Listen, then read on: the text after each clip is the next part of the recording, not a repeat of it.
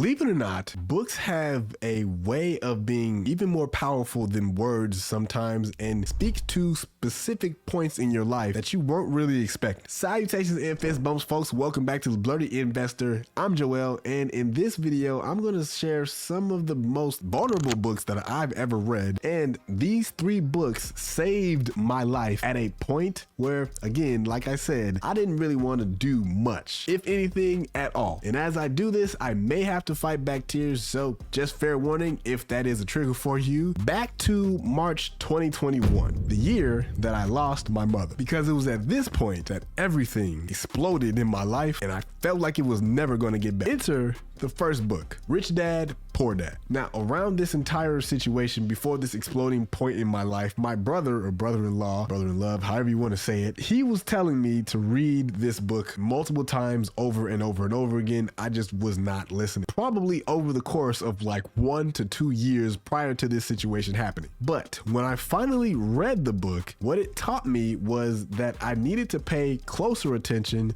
to my own finances, and specifically, especially now that I was losing someone so close to me. I was still in a very large spiral at that point, but the courage and the plan to get started again was the fuel to the fire inside of this book that I needed. Moreover, it taught me that my relationship with money, and more specifically, the relationship that I thought I was getting away from, was right in front of me and was not going away unless I confronted it wholeheartedly myself. Because I'd say till I was blue in the face how much I wanted to be wealthy and financially free, but my actions were not carrying that weight at all. Because the biggest thing that I needed that was in my face even in my 20s, and I just didn't want to listen to everybody that was trying to tell me in the nicest way possible, you need to discipline yourself financially, and if you don't,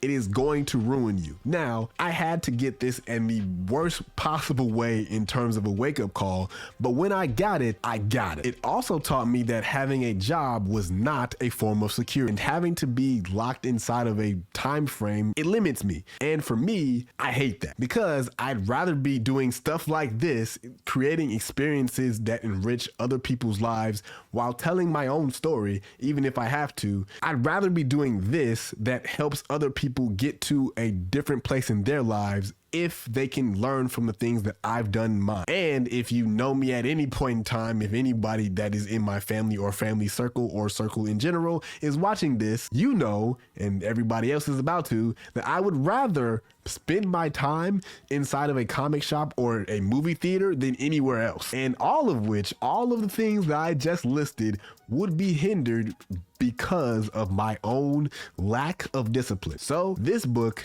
taught me what I needed to pay attention to, and pay attention to it fast. Now, this brings me to my second book, which is The One Truth by John Gordon. And this book made a lot of things clearer. And for anyone that is watching this, this came to me at a point in time where I was severely depressed, and also at the same time fighting to keep alive the dreams that I had pretty much starting to come alive before March 2021. In this book, it demonstrates or talks about the one truth in terms of where thoughts come from and how they affect our lives. It in and of itself is broken down into 3 distinct parts or books inside of it. And each book discusses a particular part of our thought life. And it describes that a clogged mind is usually the breeding ground for destructive thought, specifically stating that you can never sit still and be at peace because your mind is always activated. You can literally never shut it off. And this, for me,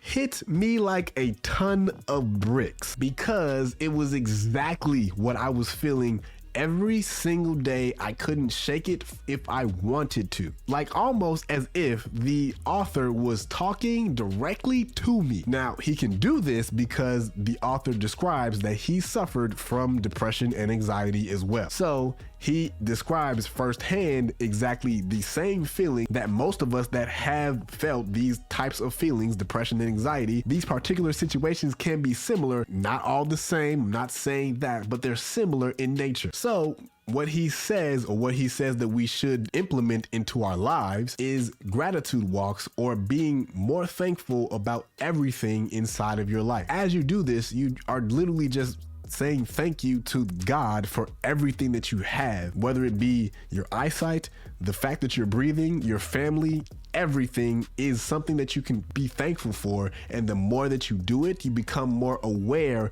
of everything around you. This book also taught me that the negative thoughts that I was having never came from inside of me. They came from the outside in. Think of it like this: when you were a child and people would ask you what you wanted to do with your life as an adult, you never really told them anything bad, did you? And for the most part, it was probably something that was either very prestigious or could make you a lot of money. But then life happened, and it happens to us all. And slowly but surely, the things that you said that you wanted to do and experience in your life become harder and harder to attain if you're not aware of what your thoughts are doing to your life. But I gotta ask the question, why do you think that is? It's not because of anything that you were doing internally. It's because of what was coming at you and what you had to, or what you thought you had to, adapt to inside of life in general. And then one day you look up and you have no idea where these thoughts came from, because initially you never had them, but now you do. So plainly,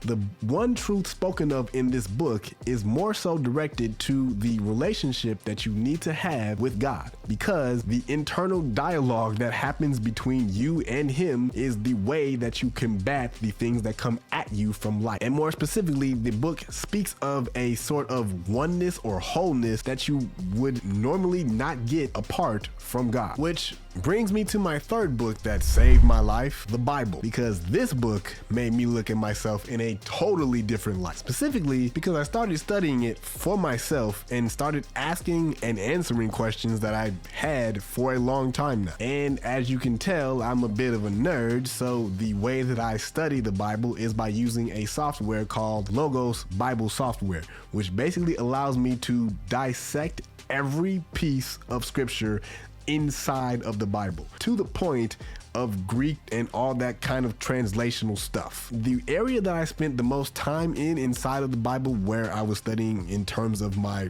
battle with anxiety and depression, in Matthew 6:25 through 34, which is where Jesus tells the disciples not to be anxious for anything at all, at least in this life, because if you do that, there's no way that you could actually add a second to your life at all. So why are you worrying about it? And as I was reading it, it started becoming clear as day to me that he was saying your faith is lacking because of the fact that you are anxious about everything in your life that you cannot control. And by the way, that realization woke me up like no other, because I thought about all of the past situations where I wanted to give up and realized that literally I was the reason why I was bringing myself down, because I was focusing on all of the stuff around me and comparing the things that I did not have or the things that I didn't have anymore. So everything became a comparison for me, specifically when it came to the holidays and everything else around them. It just became harder. So the more that I stopped comparing my life to everyone else's life and just became thankful for what I had, the depression and anxiety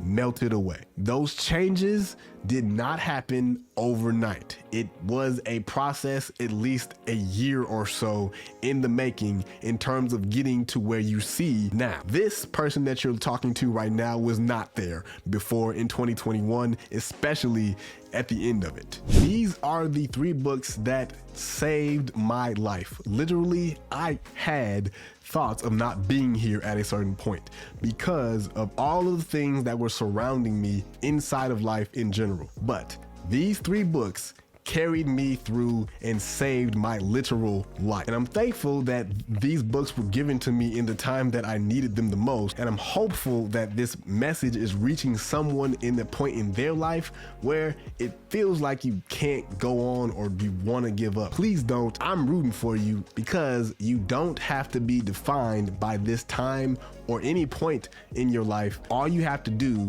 is keep going, towards the thing that you said you wanted, and don't let anybody take you away from it. Not even your own self. You can do this. You will do this. Until next time, until next video, y'all be smooth. Blur it out.